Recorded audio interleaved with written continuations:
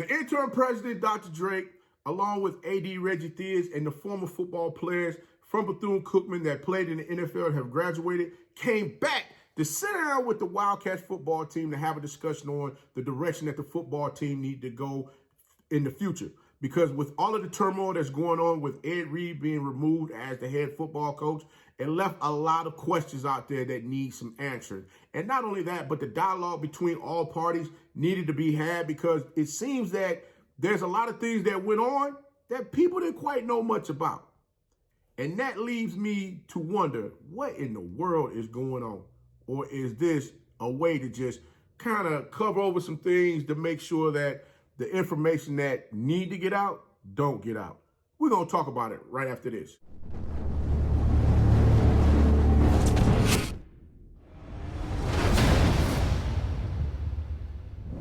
You know, it's your favorite coach back at it again. 10 toes down, about to tell you how it all went down. This is Tomorrow Leader Sports Network with your host, Coach Walker. If you're new to the channel, please like, share, subscribe. Hit that notification bell so you can get all upcoming videos. For all my leaders out there, welcome back. Y'all know the drill. Y'all know the routine. If you haven't done so already, please like, comment, and share these videos. And tap in a friend or two and tell them to come on in. It's nothing but positive vibes. We're just having a good time talking about HBCU sports. And don't forget, you can follow us on all social media platforms. The links are listed down below in the description. So without further ado, we're going to get on in this thing and get straight to it. Because I know you're like, Coach, wait a minute. What you mean trying to cover over some things?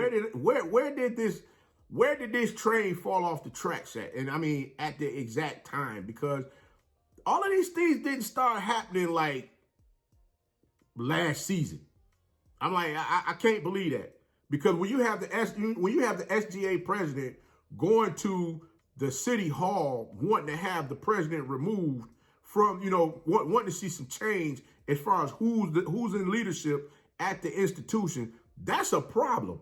That is something that you have to sit back and ask yourself, like, whoa, wait a minute, what? Yes, when you have the SGA president leading the march, when all of the students at the institution, when they march down to City Hall wanting some changes. They want somebody to come in there and right this ship like now. They want to see some immediate change. So when you start seeing and reading the different articles and stuff like that that's going on, it makes you wonder, like, wait a minute, okay, is there more to this that's going on than what's being displayed? Because we're only hearing about the football stuff. We heard some of the things as far as with the students themselves when it came down to like the dorms and things of that nature, stuff that need to be fixed. And, definitely, I mean, we talk about molded food. I'm still trying to understand how we talk about this molded food. But, before I go any further, let me shout out my mentor, Michael Butler, because I know he's watching this. And I'm sure he's going to be sitting there cracking up laughing like, Walt, God, dog, what you stick your hand in this time? Listen, all I'm going to say is this. Coach warned me many moons ago about trying to do multiple things when we were running our football program. He told me, he said, hey, listen, Coach, you only could do one thing. And I'm going to give you 30 days to decide which one of those things that you want to do. And if you cannot choose within that 30 days, I'm going to choose it for you. But I tell you this, he said, reason why I'm going to give you that time, because I got to give you time for you to see for yourself exactly what all is going to take place. And I'm going to be honest with you guys. There was so much going on at that time where I was trying to figure out, documentation I need to get. I need to get insurance for the program. I need to make sure we had practice facilities. I need to make sure we had the facilities for us to play our home game. I need to make sure we had jerseys, equipment, all of that stuff. So it took away from me coaching the game. You get what I'm saying? Because there's always something going on. And that's with one sport, trying to get a daggone program up and going. We talking about multiple sports at a university that's already moving and grooving, shaking and baking. So daggone well, how in the heck you going to be able to sit here and coach and be an AD? So, Coach, I'm going to go ahead and give you this one. Let's get into it. Coach, as I stated, Coach Sims is no longer with the program. And I wonder why we just now hearing about all of this stuff that's going on, in which Ed Reed uncovered it, being, coming into the program, being, named the new head football coach and principal. Coach Sims, if I'm not mistaken, did an interview in which he was talking about some of the things that happened last season with him having to, help clean up, clean mold or whatever have you off of equipment and things of that nature. But I'm sitting there saying to myself, like, wait a minute. If you knew these things, you saw a lot of these things that were happening. You were with the program since 2010. You was named the head coach in 2014. Your first season was 2015. So it didn't make much sense that You allowed a lot of this stuff to go on and didn't step up and say anything. But again, I understand now you're not the head coach. You know, yes, you're looking at this from the outside looking in, trying to figure out like, man, you know, how can I help? I mean, there's really nothing you can do. All you can really do right now is just stand pat and let this take its course. AD Reggie Theius has been on the job for 2 years now as the athletic director. I'm sure the athletes are sitting there looking at AD Theius as if, you know, what he's saying is not going to come to fruition in any way, shape, or fashion. Because one thing he stated was that they can hold him accountable for the $3 million to be spent on the locker rooms over at the stadium, as well as an adequate practice facility. And I'm sitting there, I'm listening to this. I'm like, wait a minute, you got to be kidding me, right? But I want you guys to hear this for yourself. I want to play this so that you can. On-campus practice field, and also they're putting $3 million into the stadium locker rooms. They're going to redo the entire stadium locker rooms. So you'll have those two things by August. And you can hold that, you can hold myself and President Drake accountable for that. Coach Theius, where's the finances going to come from to build this new practice facility for the football team and upgrade the locker rooms? One thing I want everyone to keep, Mr. Panagio has been losing money at the stadium. He is the owner of the stadium where the Bethune Cookman football team, as well as Seabreeze and Mainland high schools, all play football at this sports complex. He's been losing money there at that complex. He stated he's been losing over $500,000 a year at the sports complex. Now, one thing I want everybody to remember is this. He also stated that he doesn't collect the ticket sales. He doesn't collect the money for parking. He doesn't get that money. So if that money's not coming to him, who's collecting the money? And when AD Reggie Theius say they, who is they that's going to pay this money for the practice facility as well as upgrading these locker rooms over at the stadium? I mean, like I said, there's a lot of things that it leaves these athletes wondering exactly what's going on. And not to mention, your first year on the job, which was 2021, first season, the athletes didn't have access to the football facilities until a few weeks before the season started. So that leads me to believe we're going to be right back in the same place again with this team getting access to the facilities a few weeks before the season starts. How in the world can they get prepared like that? Your basketball team, I'm sure, is not preparing that way. Not only that, when you listen to Interim President Drake state, you guys went 2-9 last year. And all of this doesn't fall on Coach Sims. I'm going to play that for you later on in this clip, later on in the video, because I'm going to respond to that as well. That leaves me, that has me really sitting and scratching my head like, guys, do you really understand the concept of playing football? Do you guys understand the sport itself as far as what all it entails that these athletes must do to prepare themselves to get out there on the field and play? Not only that, Coach Theius, are you getting the equipment? Are you sending the equipment off to be reconditioned every year? Those helmets as well as those shoulder pads. Why do I ask that? Because the helmets, definitely there is requirements for those helmets to be upkept according to helmet manufacturer, to be reconditioned at least, I think like after the first, 2 years, they need to be reconditioned every year thereafter. And a lot of times everybody getting reconditioned every year because of the wear and tear of those helmets with those players out there on the field. Not only that, but when those helmets are being reconditioned, they're sent back, sanitized and clean. So there shouldn't be any mold inside those helmets at all. So that takes me back to Coach Sims when he said, hey, I was in there cleaning up the mold and this, that, and the third. I'm like, okay, if you was cleaning up that mold, I'm going to ask you, sir, was those helmets or was that equipment being sent off to be reconditioned? And that lets me know that somewhere along the line, it fell in between the cracks in which that equipment was not being reconditioned in the manner which it's supposed to. So again, we got athletes out here with molded equipment. I'm sure we probably got athletes out here with equipment that's not recertified for them to get out there and play in. I mean, come on. Y'all already know football is a brutal sport to get out there and play. There's some serious contact going on out there on the field. And you got kids, I say kids because I'm thinking about the little people that are coached. But you got athletes that are getting hurt all the time. And my little people, they're athletes as well. So, guys, if you're watching this, Coach is not trying to differentiate the two of y'all. Just, understand where Coach is going with this. But all I'm saying is, where was the equipment managers at? There's no way you're going to get me to believe that no one knew anything about what was going on. That's just impossible for anyone to, try to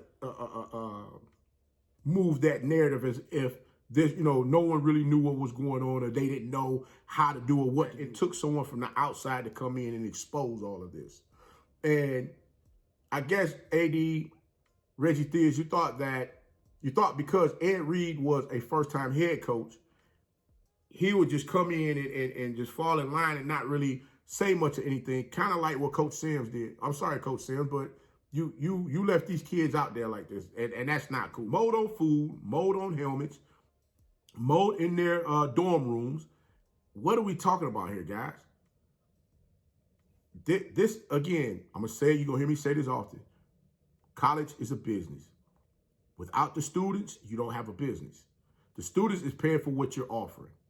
Now, if you're offering them the things that you're offering them and they feel that it's not up to par, then guess what? Either A, y'all going to raise the standard up a little bit more, or B, those students are going to move on and go somewhere else.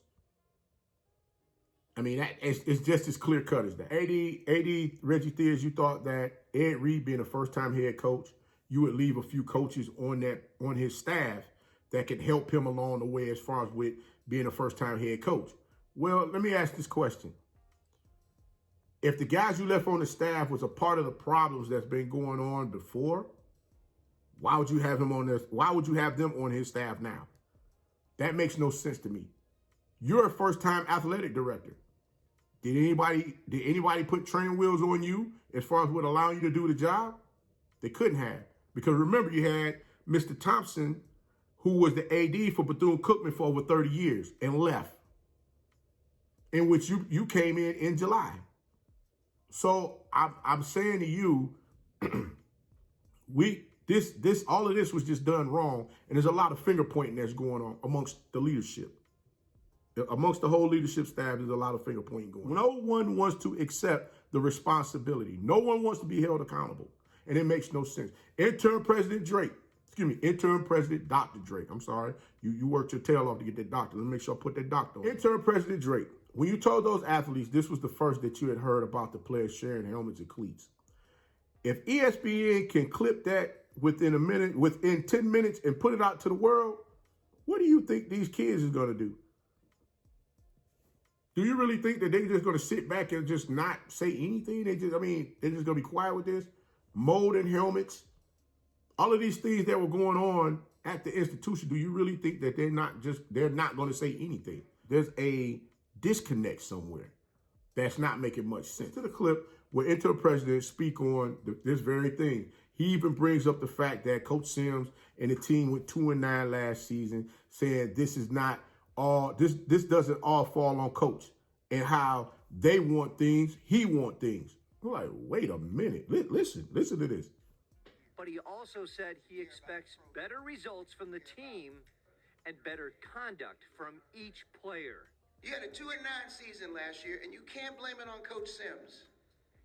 Everybody in this room played a season. I watched you. Every game. So let's be real here. And I want you to be good students. I don't want to see you kicking doors in that I have to repair. I don't want to see you leaving trash on your floor, which ends up being the worst floor in a dormitory or residence hall. I get complaints all the time from other students about my student athletes. And I make an excuse for them sometimes, but other times I don't have anything. What I'm saying to you is that you want stuff, we want stuff. We want an excellent group of young men to go out here and excel in life, period. That's what we want. That's the bottom line. And since you play athletics as a way for you to do that, then we want you to be good athletes, and we know that what we have today, it ain't working. It's not good enough. Then it would read with many of the concerns. When I went to the stadium, I was embarrassed at what I saw in the locker rooms. Now, I didn't know much about sharing helmets. I didn't know about the mold on helmets. I didn't know about, the sharing of cleats. I didn't have any idea about those things because I couldn't know those things. In fact, some of it I learned today for the first time. So I said, okay, fine. We got to do something about the program. If you can sit here and tell these athletes that you've received reports about their resident hall being one of the nastiest resident halls on the campus when it comes to trash and litter being all over the floors and things of that nature, there's no way I can sit here and believe that you've never been told, not one time, that do you see the athletes down there sharing helmets and sharing cleats on the sideline? There's no way in the world you're going to get me to believe that no one told you not one time that there was mold in the helmets. There's no way in the world you're going to get me to believe that no one told you not one time that these students are being served undercooked food, food with mold on it. There's no way in the world you're going to get me to believe that. That's too far-fetched for anyone to understand or believe that you did not know that. Again, I'm not taking responsibility. I'm pushing that onto someone else. Who's going to be accountable for these things? That's all I'm asking. I mean, when you look at the current affairs that's going on at the institution, Ed Reed was let go. And all of this, you guys thought Ed Reed was going to come into the program and he was just going to, bring all his cachet of folks in there that can help get the institution back on the right path. Well, guess what? He was looking to do that. But then things went left. We say, oh, Ed Reed saw everything. Obviously, he didn't see everything. He couldn't have. And then not only that, but for him to be allowed on the campus to film all of the things that he was able to film as far as what was going on. Remember, Roland Martin is coming to your campus, I believe, if not today, probably Friday.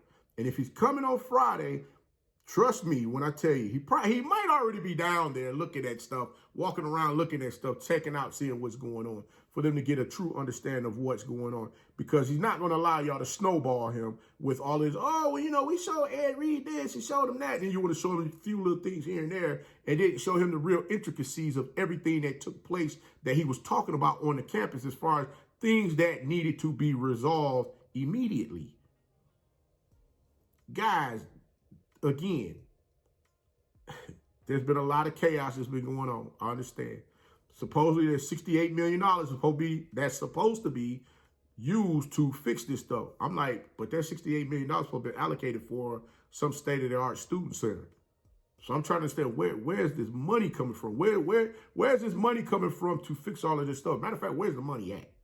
Because if the money don't show up and things start happening that's supposed to happen, there's going to be consequences, repercussions from the folks coming down trying to ask questions as far as, okay, what's going on? And you already know with everything that's happening right now, HBCUs they see the uptick as far as things that the uprise as far as students wanting to come into their institutions and want to go to school there, continue their collegiate careers there. They're right now, they're trying to make sure that they prepare for whatever's going to take place with this meeting with Roland Martin and everything else that's going on, that they don't get caught with their pants down, because they're not going to suffer that black eye that's going to come to all HBCUs based on what you guys are doing right now. And I'm going to say something that I feel that is going to have some folks a little upset, but it needs to be said. The leadership of Bethune Cookman needs a hard reset. And I'm talking about from top to bottom. And that includes the daggone board. All of that mess needs to be changed, because there's no one looking to lead these young folks that's coming in there paying all of this money to go to the institution. Folks forget, these kids are getting loans to go to your university. So if they're getting loans to go to the university and you're not giving them what they're paying for, what makes you think they'll stay there? Not only that, but yeah, right now, everything is great. Signing day is going on right now and everything. But my $1 million question to you is this. What's going to happen once spring hit? You said give you 10 days to get a coach in there, get a new coach signed to come into the program. You've already missed early signing day, and you missed signing day for your football team. Unless you got a coach that's going to come in there and wave a magic wand around, that's going to get them athletes that's going to want to come in there and play after seeing all of the things that's going on over the past week, boy, you guys just did yourselves and your football program a disservice. And like I said, I'm being totally honest as far as what's going on. This is no slight. This is no dig at nobody. Because trust you me, if I was at my job and I wasn't doing my job and somebody wanted to come along and slap my bowl of Cheerios in front of me and say, hey, we don't need you no more, guess what? I have to eat that and understand that. Especially if I was coming in there and wasn't doing my job or doing it adequately to the point where things like this doesn't happen. We get upset all the time and say, hey, you know, all these outsiders want to come in and start trying to tell us what's going on with HBCUs. They don't understand what's going on with the HBCU. But guess what? If we have things fixed in-house like they're supposed to, when the outsiders come in, we ain't got to worry about them trying to tell us, hey, that's not right, that's not right, that's not right, and then want to go put it out there to the masses. Because just like we've been trying to cover our behinds for years on stuff that we've been doing wrong, they going to cover their behinds too to make sure, hey, y'all ain't pinning this on me. Now, sometimes some of this stuff been embellished to make it look a little bit more like something else than what it originally is? Of course. You know, you got to put the Hollywood on it. I'm just going to be honest with you. But all I'm saying to you is this, guys. This got to stop. I mean, you're talking about getting stuff fixed on campus, things of that nature. Hey, I'm waiting to see what this practice facility is going to look like. I'm waiting to see who's going to put this money into those locker rooms over there at the stadium. Because if Mr. Panagio, if he's already lost $500,000 a year on the sports complex, I don't see him putting $3 million. I don't see him putting any money into them daggone locker rooms. I don't see it. So I'm really waiting to see where this money going to come from. But all I'm saying is this, guys. I love my HBCUs, and I don't like seeing what's going on. I hope you guys get it resolved, get it taken care of, get it fixed. But I'm standing for these kids, letting these kids know that, hey, listen, they have someone out here that's willing to speak up for them if the people inside the doors of where they're paying their money to go to that institution is not willing to do it. But Coach going to go ahead and get up out of here. But until next time, be the one and lead.